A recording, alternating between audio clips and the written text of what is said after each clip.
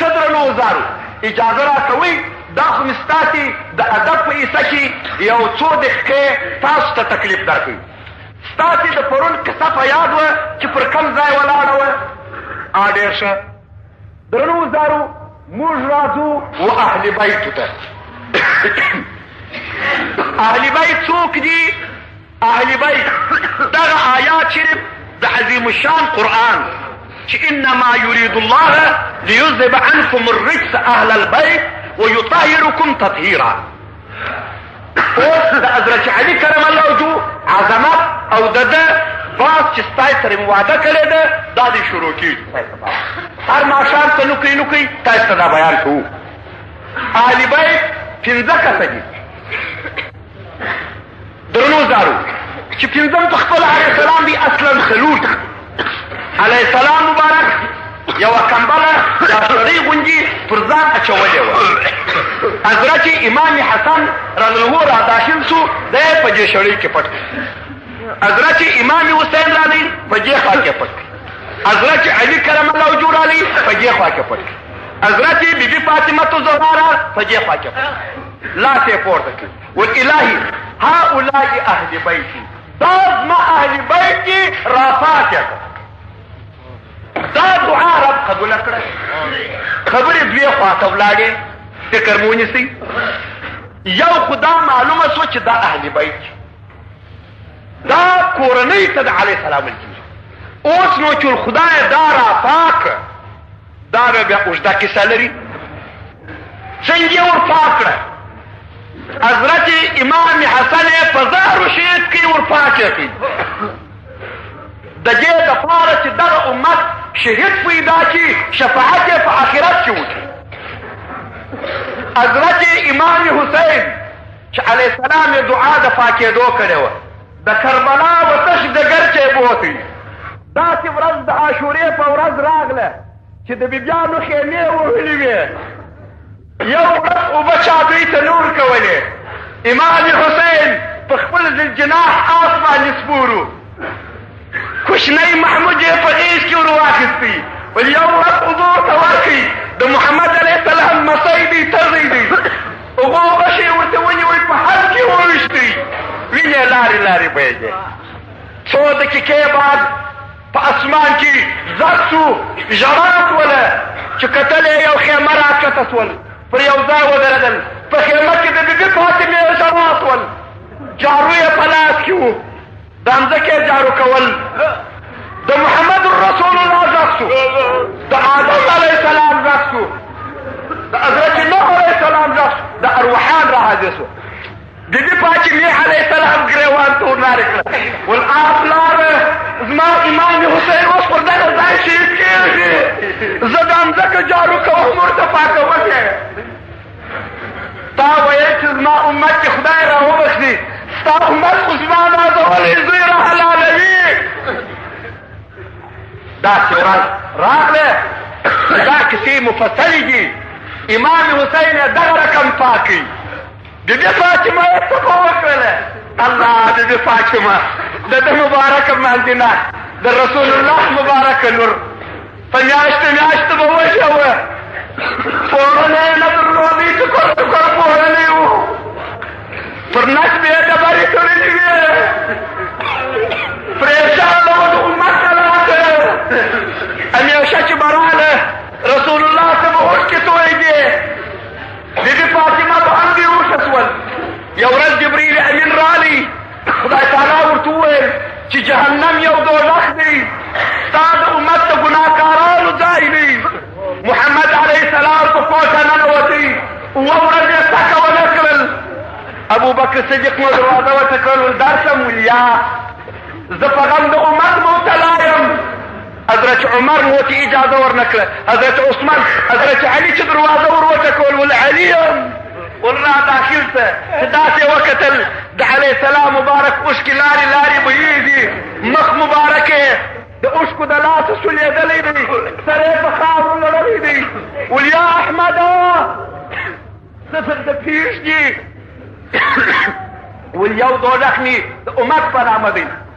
دی چابک ولاړی بی فاطمه چې ول فاطمه راځه بابک دې په غم مخته دی بی فاطمه راځه په 12 ټوټو پوړنې پر سر وو دا راغله علیه السلام چې وکتې ول پلاره ستا امتم رب دوزخ ته اچي ول هو وجه چې جبريل امین اوس راغلی خبر راته راوړي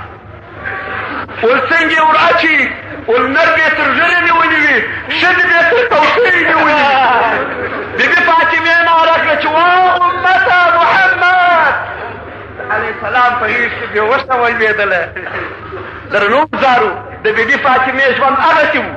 دا اهل بیت اوس نو محبت د اهل بیتو چې یو پکښې کې حضرت علی دی محبت یې راباندې لازم دی علیه السلام وایي په حدیث کې د کبراني وایي د حضرت علي سره محبت ایمان دی د حضرت علي سره بغض منافقت دی بغض دشمنی منافقت هو ابو بکر صدیق له هغه جناب دی چې د علیه السلام سره شپې ورځې په غار کې ولیدي اول ایمان یې پر راوړی دی تصدیق د ده یې کړی دی زحمتونه یې ورسره ګالي زه دا د دې څلورو یارانو بیان په یو وارې بیا جلا درته کوم انشاءالله څو ورځې خلاصه ده خیره سره حضرت عمر هو هغه څوک دی چې ایمان یې پر راوړی دی 40 نفرو اظهار د جن اول ده کړی دی حضرت عثمان هو العشره مبشره سره دی د قرآن جماوري کړی ده حضرت علي کرم الله وجهه په ټولو غزاو کې پر محمد علیه السلام ځان قربان او فدا کړی دی نو له دې خاطر ته د دوی محبت پر موږ باندې لازم دی بغض یې کفر دی بغض یې عذاب دی بغض یې منافقت دی علیه السلام وایي من مات على حب آل محمد مات شهیدا څوک چې پر محبت د اولادې د محمد علیه السلام مړ کېږي پر شهادت مړ کېږي ګوره وروره داسې تصور ونه کې زه به یو قصه درته وکړم داسې تصور ونه کې چې دا به حضرت علي نه وي دی به کوچنی سړی وي ګران وروره یو کوچني سید ته په سپک نظر مه ګوره چې نوم یې سید دا زما هغې ومنه تفسیر د رولبیان یو قصه راولېده وایي یو سیده ښځه سره د یو کوچني و یو پاچا ته ودرېدل ول سیده یم د اولاد د علیه السلام یم که دې یو څه راکړه هغه مخ پر راواړوه ول سجره د سیادت لرې دوستل کاکا موږ په سجره نه پوهېږو ښځه یم نه په پوهېږم ول زه به یې نه در کوم دغه پاچا ماښام خوب ولیدی د محشر ورځ وه محمد علیه السلام ولاړ دی یو امچي راچېروي وایي دا دې امچي دی دا دې امچي دی دغه سړی راچېر کوي پوښتنه یې ځینې وکړه چې دغه ستا امچي دی علیه السلام مخ ورته راواړو ول سجره سند د امچیت زما لرې د چې داسې تر شا وکتل د علیه السلام تر شا هغه ښځه او هغه کوچنی د رسول علیه السلام تر شا ولاړو ول تا زما د اولاده څه د سیادت سجره غوښتله زه ستاسو د امچیت سند غواړم تاسې حضرت علي کوچنی سړی مه بولئ دا خو زما ستا هغې ونه سوله چې ما یا زه یو بل درته ولاړ وایه کاکا دا نو حضرت علي د خپلې زمانې یو سړی دی څوک کولی شي چې پر ځای بستر د رسول علیه السلام پرېږدي تاسې پوهېږئ په یوه غذا کې د خندق د څه کار کړی دی دا ټول امت چې سره یو ځای چې دونې نیک عمل نشي کولی لکه په یو خندق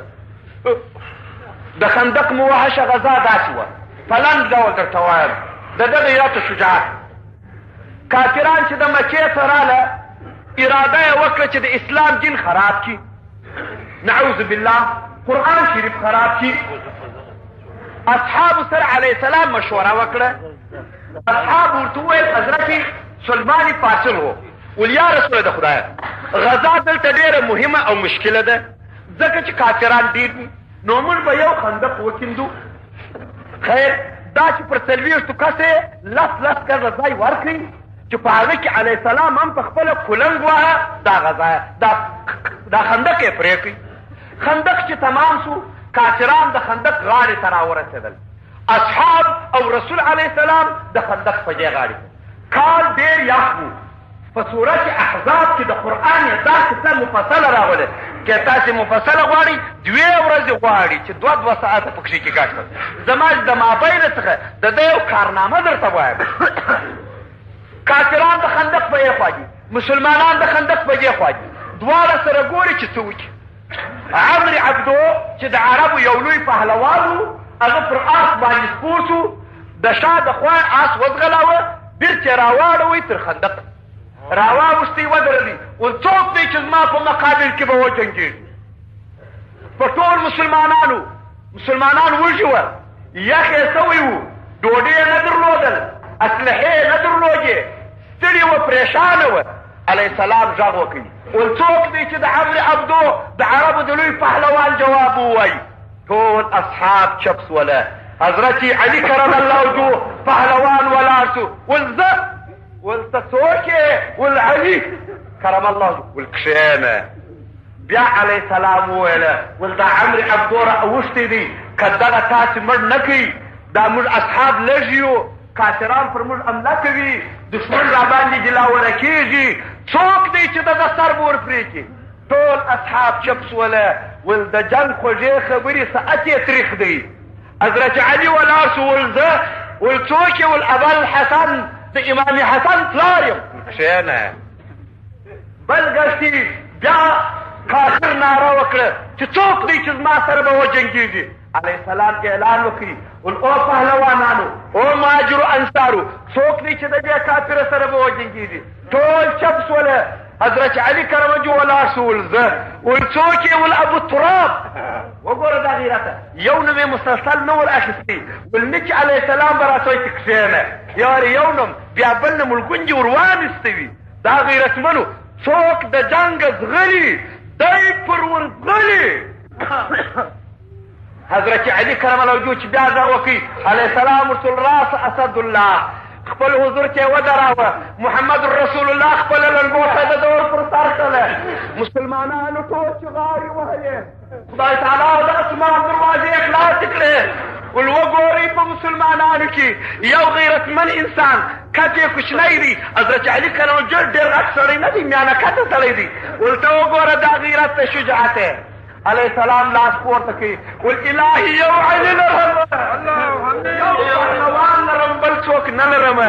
که دغه ته مړ کې د دغه خلقو به څه حال وي؟ حضرت علي ته دعا وکړه. حضرت محمد علیه السلام سر په سجده کښېښوی، ول یا حی یا قیوم برحمتیک استغیث. د مسلمانانو بدنونه دغسې رېږدېدله. وزلزلوا زلزالا شدیدا د قرآن آیاتونه دي.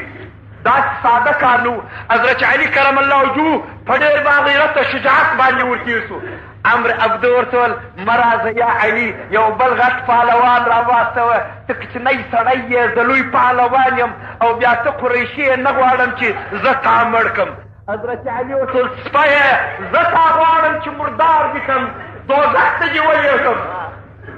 هغه کافر ته درد ورغی، پر شا یې آس وځغلاوه، ویې ځغلاوه، پر حضرت علي یې را الا کړه. حضرت علي کرم الله وجهه تر شا ولاړی، ذوالفقار یې ورسره کش کړي، ول الله اکبر ویې وهه، پر ملا باندې نیمی قلم کړي. علیه السلام چې سر راپورته کوي، الله اکبر یې ووایه، ولله الحمد. حضرت علي کرم الله وجهه شجاع ترین د بشر رالی، د کافر پر ځیګر یې قدم ور کښېښوی، غاړه یې قلم ور پرې کړه، د یې د سر تر ویښتانو ونیوی، د ده کوټه یې و قمندان اعظم محمد رسول الله ته وغورځاوه. د کافرانو په زړو کې روب ولوېدی چې دا سړی وګوره، هغه د ده مبارک حقیقت و، د ده همت وګوره. علیه السلام مخ پورته کړي، ول خدایه زه د علي څخه راضي یم، ته د علي څه راضي شه، انا من علي وعلي مني، زه د علي یم، علي زما دی. نو علیه السلام وویل، ول زما د امت ټول اعمال د اوسه څه نیولې تر آخرته پورې، دا ګل د یو طرف ده، د حضرت علي د نن جنګ ټول بل طرف ده. که دا ټول پرهیزګارانو، عابدانو، متقیانو، څوکیانو، ذاکران دا ګرده راپورته سي، هغه وخت تر آخرته دا نیک اعمال وکړي د حضرت علي د یوې ورځې د غذا سره نه سي برابرېدی. ولې خو دین یې راوساتئ، رسول یې راوساتئ، قرآن یې راوساتئ، رب غیرت پکښې کې کښېښوئ، شجاعت یې پکښې کې کښېښوئ، همت یې پکښې کې کښېښوئ، اسلام یې وساتئ، زموږ نوم یې راوساتئ. تر اوسه پورې د علي نوم د انسانانو په زړو کې رعب و هیبت لري. درنو زارو، نو د حضرت علي کرم الله وجهه زیارت ته چې تاسې راتئ، د حضرت علي دا کارنامه واورئ، د حضرت علي څخه زده کړه چې دغه شجاعت و، هغه فقیري وه چې پر یو تش شي باندې به پرېوتی، داسې شي باندې چې هغه به د پروتي شی نه و، پر هغه به بوریا وه، هغه به خاورې وې. او حضرت علي کرم الله وجهه هغه سخا وه چې خپل کمیس به بل چا ته ورکړي، دی مبارک به لس دغسې ناست. درنو زارو، هغه د حضرت علي لمونځ و چې په یوه رکعت کې به بسته 15 سپارې د قرآن عظیم شان والي. هغه د حضرت علي کرم الله وجهه اجونه وه، 50 حج یې په پښو حضرت علي کرم الله وجهه. دا خو ساده کار نه دی. دې انسانانو چې دا نومونه پیدا کړي دي دا داسې نه دي. یوه ورځ هغه پر علیه السلام ګران دی، یوه ورځ حضرت علي کرم الله وجهه رسول علیه السلام یو ځای ته لېږلی و، یو چا ورته وویله ول حضرت علي لکه چې مړ سوی دی، چا وژلی دی. ده ورته وویل رسول علیه السلام لاس پورته کړي ول اللهم لا تمیتني، ای خدایه ته ما مه وژنه تر هغو چې علي په ما ونه وینې. رسول علیه السلام د حضرت علي کرم الله وجهه دونې محبت درلودی. درنو حضارو، دا ساده کار نه دی. د خیبر په غزا کې وایي داسې پېښه شوله چې رسول علیه السلام حضرت علي کرم الله وجهه راګوښه کوي، پټې پټې خبرې ورسره کولې. یو چا ورته وویل ول محمد علیه السلام د خپله زومه سره ډېرې ګوښه خبرې کوي. علیه السلام ورته وویل زه ګوښه خبرې نه ورسره کوم، رب پټې خبرې ورسره لري، رب پټې خبرې ورسره کوي. اوس دارو د چا سره چې رب راز و نیاز لري، موږ نن د هغه په دربار کې واقع یو. تاسې حضرت علي داسې آسانه نه سئ پېژندی. دا د حضرت علي علم دی. علیه السلام وایي انا مدینة العلم وعلي بابها، زه ښار د علم یم، حضرت علي مې دروازه ده. ولې حضرت علي 2 واره علم حاصل کړی دی. یو یې په کوچنیوالي د علیه السلام خپله ژبه په خولو کې ورکړې ده، بل چې علیه السلام وفات سو، علیه السلام پر حال د نزع وسط ورته وکړي ول کله چې زه مړ شم زما په نو کې اوبه درېږي چې زه دې غسل کړم، دغه زما د نه اوبه وچښه، تا ته به علم د اولینو د آخرونو درکړه. نو یو وخت حضرت علي کرم الله وجهه پر منبر ودرېدی، یو وار یې وویل ول ما ته علم راکړه سودي، والله چې زما ته څوک د اسمانو د مځکې پوښتنه وکړي زه به یې جواب ورکړم. په دې وخت کې چې ده دا سؤال وکړي، جبریل امین پروردګار ټول ول الهي حضرت علي خورالو دعوه وکړه ده، وایي چې څوک زما ته د اسمانو د مځکې پوښتنه وکړي زه جواب ورکوم. الهي ته اجازه راکړه چې زه ورشم. خدای ویل ورشه. جبریل امین په شکل د سړي راغلی، د منبر بغل ته ودرېدی. ول یا علي اوس غږ تا وکړي؟ ول هو. ول ته د عرش جواب راکړې؟ ول هو. ول ولې؟ ول علیه السلام ښار د علم دی، زه دروازه یم. ول نو چې د عرش جواب راکړې نو راته ووایه جبریل امین چیرې؟ یعنې جبریل امین خو په خپله ځای دی، په شکل د سړي دی. حضرت علي داسې داسې ول په اسمانو کې نه و، په مځکو کې نه و، یا به زه یم یا به ته. هغه ځای پر ځای ورک شو. دا هغه شخص دی. یو څو کسه بېدینان راله حضرت علي ته پر منبر ودرېدل. ول سوال مو یو دی، جواب یې جلا جلا راکوي. ول ښه دی. ول علم ښه دی، کمال. ول علم والولي والمال میراث د قارون او د فرعون دی، علم میراث د انبیاو دی. دا کښېنستی بل ورته ودرېدی. والعلم ښه دی، کمال. والیا علم والولي والمال به ته ساتې، علم تا ساتي. دا هم کښېنستی بل ورته ودرېدی. والیا علي علم ښه دی، کمال. والیا علم والولي والمال چې هر چېرې یوسې خلاصېږي، علم چې هر چېرې وړې نه خلاصېږي. بل ورته ودرېدی. والیا علي علم ښه دی، کمال. والیا علم والولي والمال چې سړی جخسي په مال یې ساعت نه تېرېږي، علم چې جخسي کتاب راواړوه خبرې در سره کوي، مجلس در سره کوي. والیا علي بل پر راتېر سو. والعلم ښه دی، کمال. ول یا علم ول ولي دور ته وویله ول د مال په نزد وژل کېږي مال که دې په سر کې په جیب کې دي چیرې وې استغلا کوي پر وژني د علم پر سر نه وژل کېږي علم انسان یک تنها نه پرېږدي درنو زارو لسو کسو چې مختلف جواب ورکوي لسو کسو توبه وکړل ایمان یې راوړي خدای جل جلاله چې رجوع وکړه نو دغسې بشریت دغسې عالي مقام چې تاسې نن د هغه په روضه کې تشریف لرئ درنو زارو تکرار درته وایم موږ د افغانستان مملکت نیکبخته یو چې په خاوره کې زموږ په کابل کې مشهدان الصالحین دي په قندهار کې مبارک خرقه مطهره د رسول الله ده په مزار مبارک کې مقبره د اسد الله ده قرآن منبرونه مسجدونه جامعګانې عالمان مبلغین راپکښې کې دي موقع زمینه مساعده ده امنیت ارامي موجوده ده نسو کولای چې موږ خدای ته خدمت وکړو د رسول خدمت وکړو د وطن خدمت وکړو د جامعې خدمت وکړو د خدای ته معافي وغواړو د اخوت ورورګلوي اتفاق و اتحاد په یوه محبت سره وپېژل سو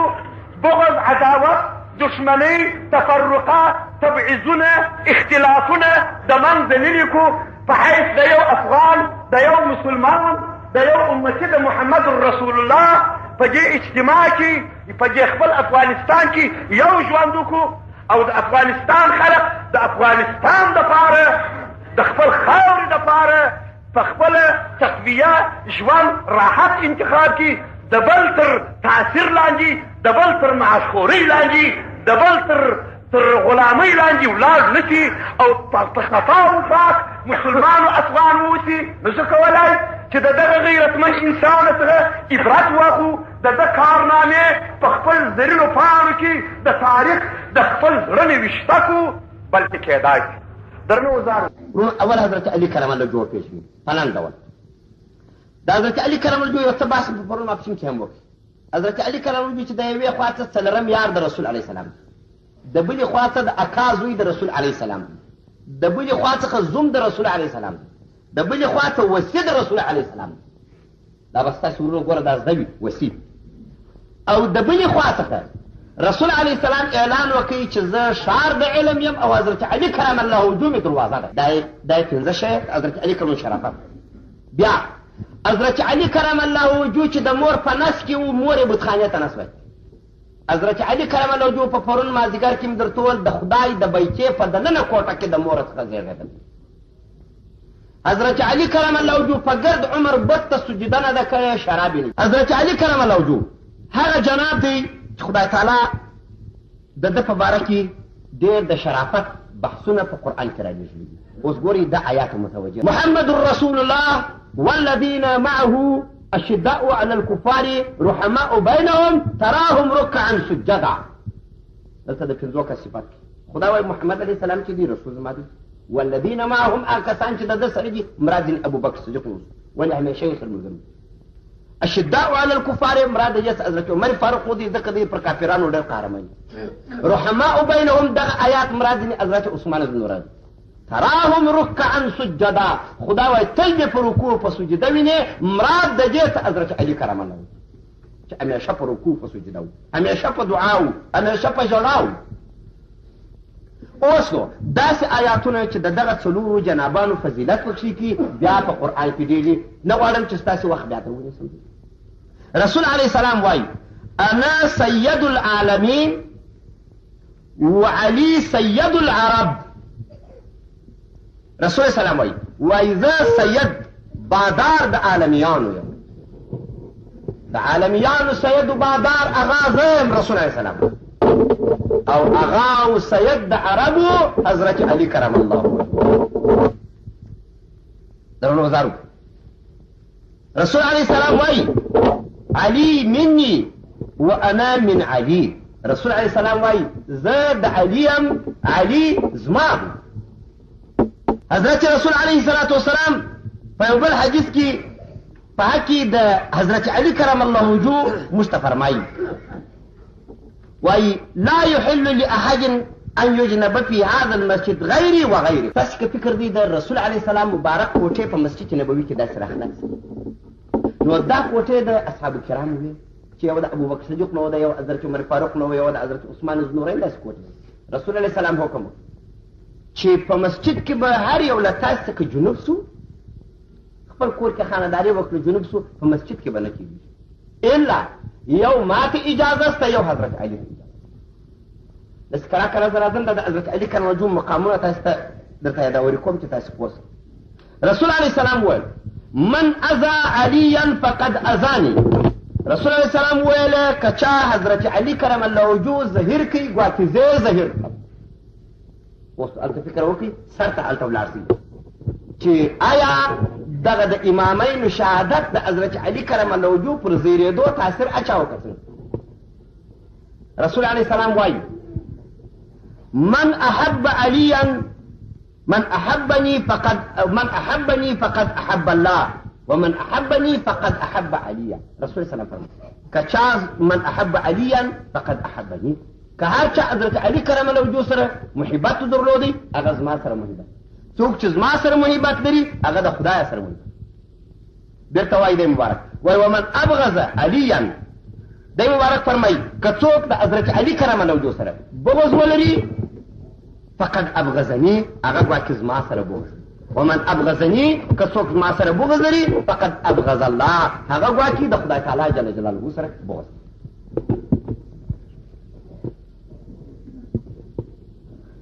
حتی حضرت سرور کائنات علیه السلام فرمایي من سب عليا فقد سبني. دی مبارک فرمایي وای که چا حضرت علي کرم الله وجهه ته ښکنځل وکړه ګواکې ما ته ښکنځل وکړه. اوس نو د حضرت علي کرم الله وجهه یو دوه درې یادوري چې ستاسو و هغه ته فکر سي او متوجه. ورونو حضرت علي کرم الله وجهه یو جناب و چې قاتو قامت چارشانه و او مبارک سترګې ډېرې باعظمته وې، مخ مبارک به یې دغسې ځلېدی لکه سپوږمۍ او د مبارک بدن ویښتان یې بیخي زیات. حضرت علي کرم الله وجهه په دربار کې د خدای داسې عزت درلودی چې رسول علیه السلام وایي زه په شپه د معراج ولاړم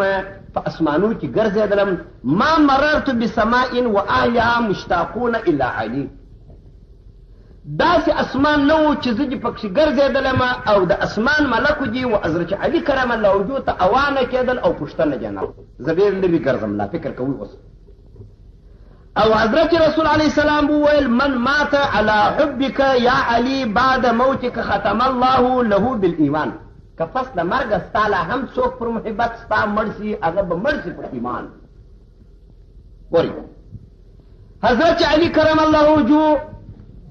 سربیره پر دې چې دغې رتبې وې په دربار کې د خدای درلودې دغونجې مقام د کرامت یې هم درلود چې یوه ورځ دی پر منبر باندې ولاړ ویې ویل ول که هر څوک زما څه د اسمانو او د مځکې سؤال وکړي زه به یې جواب ورکړم.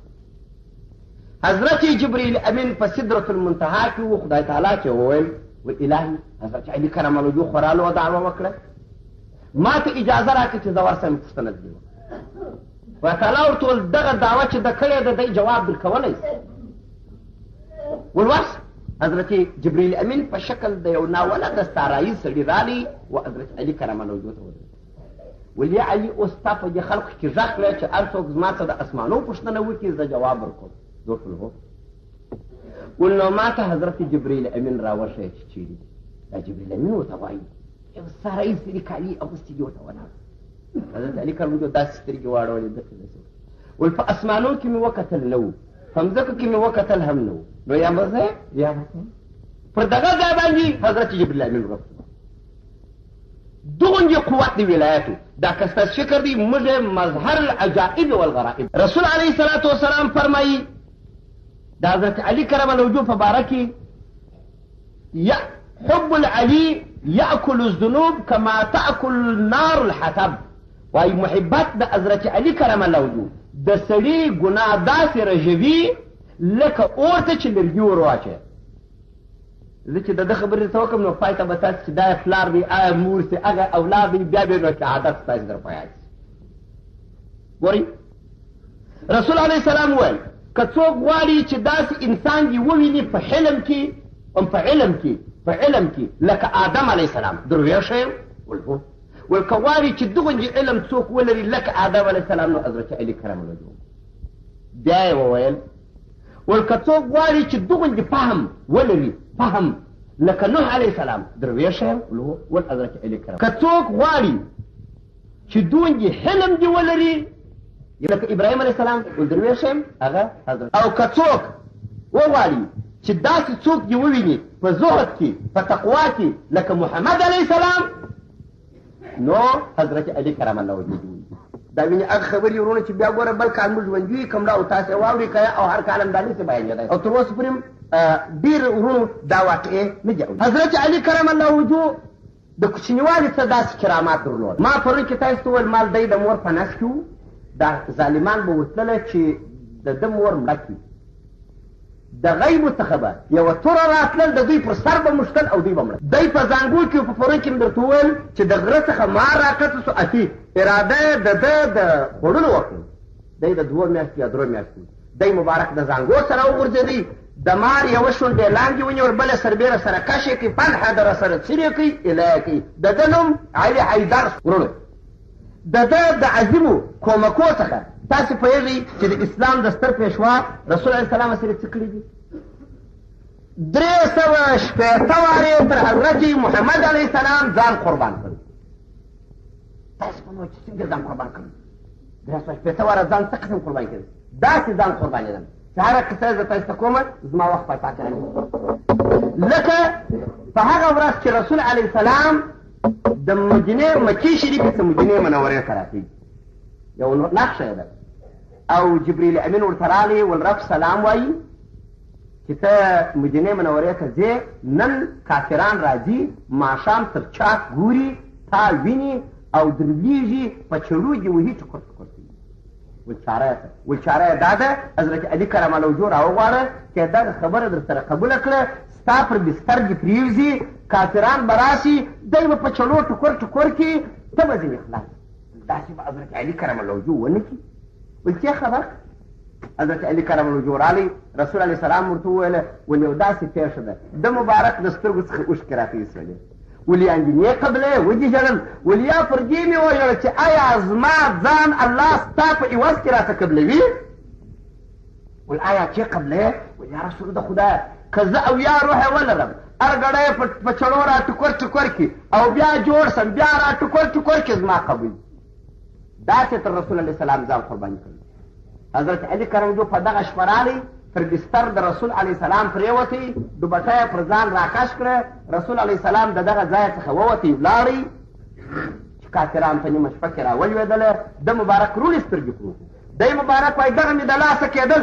چې تورن پر راخیسته وی ګرد مې وژلې و لیکن بیا به داسې اسمان ملک ویلي وای چې حضرت علي کرم الله وجهه ځان تر رسول الله نفي قربان جنګ یې ورسره و پروت و چنانچې یو کافر تونه پر پورته کړ خدای تعالی جبریل امین و میکائیل علیه السلام ته ول هر یې ورسئ زما دوست رسول الله ځان قرباني کوي یو یې سر ته ودرېږئ یو یې پښو ته ودرېږئ چې یوه اندازه نرلو حضرت علي کرم الله وجهه هغه سړی دی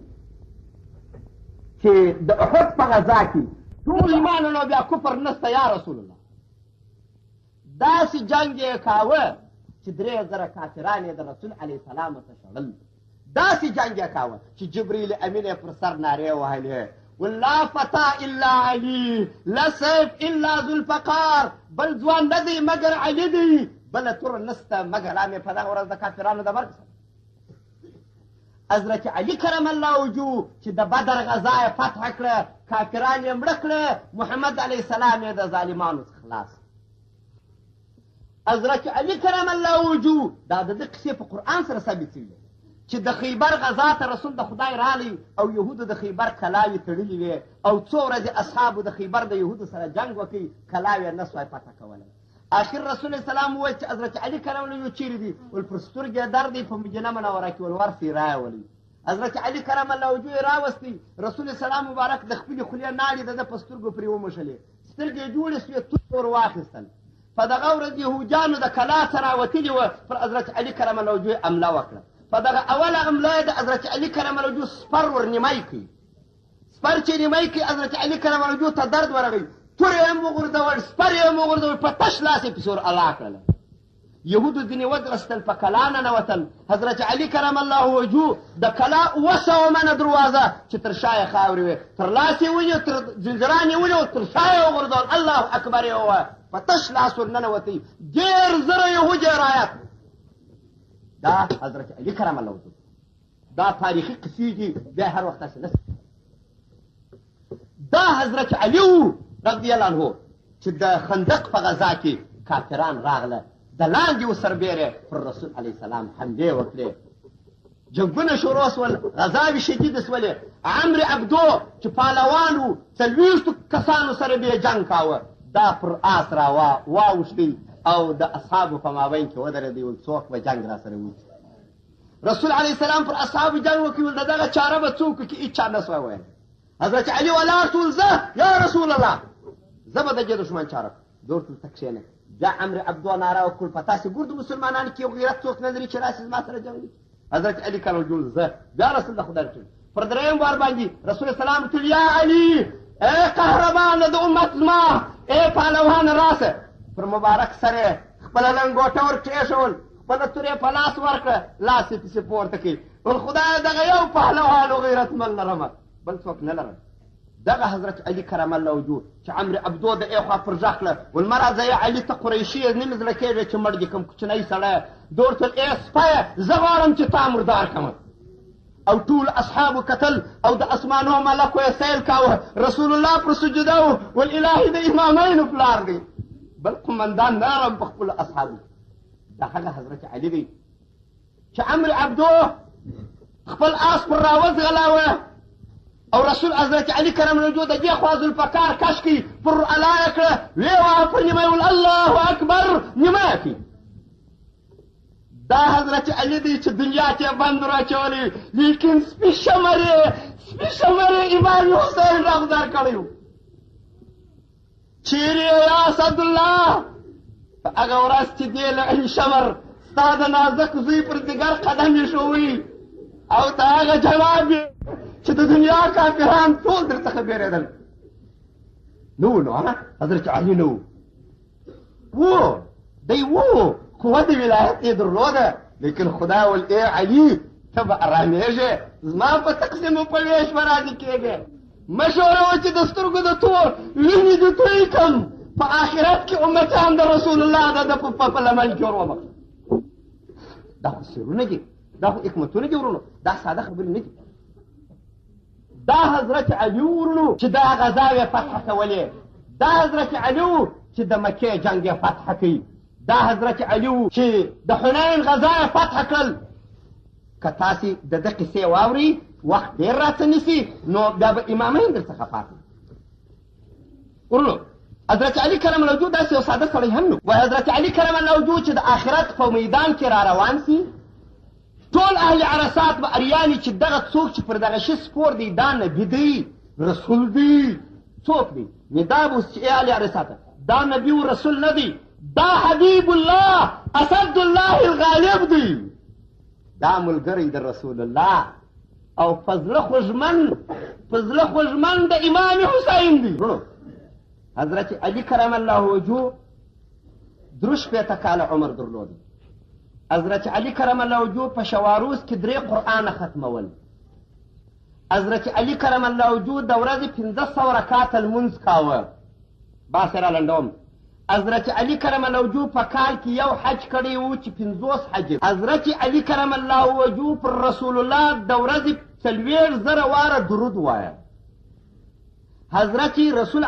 حضرت علي کرم الله وجهه په 360 غزاو کې برخه اخیستې ده چې په هر غزا کې ځان تر خدای او تر رسول قربان کړی دی او خدای حضرت علي کرم الله وجهه 15 کاله خلافت کړی دی 15 کال بعد خلافت دی مبارک چې د سهار مانځه ته راوتی د ده دشمنانو عبدالرحمن ابن ملجم د خدای غضب جې پر ده دی مبارک یې په چاړه ووه په شهادت یې رسولی په داسې حال کې چې دی پر نانځه و ولې داسې بد اخلاق العنان په هغه زمانه کې هم و چې د دغسې بادارانو اغاګانو څخه بد راتل نه یې غوښته چې دغسې دلاور انسانان په مځکه کې وي نو مخامخ یې د وسه نه کېدل دغه ظلم بیا ورسره کاوه چې دوی به پر لمانځه ولاړ یا به پر سجده وه په چاړه بیا ووهل او حضرت علي کرم الله وجهه له دنیا څخه سترګې په داسې شکل پټې کړي دي چې قسم یې چې لازم وه تاسې ته ونه کړي ښه بل څوک پېژني اوس نو اوس تاسې دا خو د امامینو پلار دی ښه بل څوک پېژني اوس نو اوس تاسې دا خو د امامینو پلار دی وګورئ چې د دغه امامینو د پلار به کوم قوت و څونې عظمت او څونې شان اصلا د علیه السلام په باره کې خدای تعالی چې علیه السلام د امت په باره کې ډېر ویرېدی چې د امت به خدای څه ورسره وکړي علیه السلام د خدای د آیات نازل کړي چې ای عجیبه خدای ستا امت تر هغو نه په عذابوي چې ته په دوی کې ستا امت خدای نه په عذاب علیه السلام مبارک شي حال د نجس راغی لکه پرون ماښام چې په یاد وي نو علیه السلام وجهد چې الهي نو که زه ولاړم تو خو به دا زما امت په عذاب کې خدای تعالی وکړل حبیبه ته مه غمجنه کېږه زه به ستا اهل بیت د ملا ته د حضرت علي کرم الله وجهه چې امام حسن امام حسین دي او د دوی اولاد دي دا به تر آخرته پرېږدم تر څو چې ستا اولاد په دغه امت کې موجود وي زه به ستا امت نه په عذابوم روزه د حضرت علي کرم الله وجهه او د ده د اولاد محبت او وجود زموږ دپاره د امان سبب دي ورونو ستاسې پرون کې یوه لویه کیسه راباندې پاته شوې ده هغه کیسه دا وه که مو په یادېږي زما خبرې داسې پر رګیب دي ما چا د حضرت علي ته پوښتنه وکړه چې په ګډ عمر کې پر تا څو غمه برابر دي د څو ور یاد کړه په یاد مې دي خدای سلامت درې ور یو غم د امام حسین د وژلو یو غم د علیه السلام والبل غم نو پر تا څه شي برابر سوی دي یا علي ته وژړل والهغه غم داسې برابر شو اوس نو حضرت علي د درېیم غم کیسه وخلق وایي یوه شپه وه پنځلسي ته نږدې دا د پنځلسي میاشت نه ده چې د براک یې بولي دې ته نږدې شپه ده چې زه راغلم وفو ته چې ګورم بېبي فاطمې دا میدان جارو کړی دی د امام حسن او امام حسین سر یې ورلمونځ کړی دی یو اضافه ګوله ډوډۍ یې هم پخ کړی دی ما ورته وویل ای د رسول الله لوري نن دې څه اضافه کارونه کړي دي ویل دې وژړل خوله یې راته داسې کړه ویل غږ مه لره زما د سترګو تور دواړه کوچنیان د نیکه زیارت ته ولېږه دروازه وتړه زه به حال درته ووایم حضرت علي وایي په دې شپه کې مې د دې وسط پر ځای کې غسل مې وکړي په دغه شپه کې مې دا مبارکه واخیستل دې راته ویلي چې ما په شپه کې ښخه کړه چې زما کټ بل نارینه ونه وینې خدایه دا څنګه شکرمنه بېبي وه چې خپل کټ یې په بل چا ته نه ښکاره کوه پس له مرګه وایي دا مې بوتلی په جنت کې به قیا کې مې پرېښول هلته مې دفن کړه د علیه السلام د نورو لورو سره کله چې سهار راغلم د دې قبر خراب شوی و د دې قبر تر ننه ورک دی چې د دې قد ته ونه پېژنې حضرت علي وایي زما درېیم غم دغه و مګر ګوره دا څه درمنه دي دي وایي په آخرت کې چې راپورته شي پلو ونیسي یو علي به د عرش د خوا غږ وشي چې سترګې پټې کړئ چې لور د محمد رسول الله شي ګرانو اورېدونکو حضرت علي د دغسې بېبي مېړه و دا حضرت علي چې دا بېبي وررسېدلې ده دا موږ ته نه ده وررسېدلې د علیه السلام لور عجب زما د ګوروانو د شپانه لور په نکاح کې وي نو خوشحاله یم او چې د غټ سړي لور په نکاح کې وه نو خلک راته وایي اچا کوه دا د فلانکي صاحب زوم دی د خسر د لحاظ خلک لحاظ کوي تاسې ګورئ دا چې درته پروت دی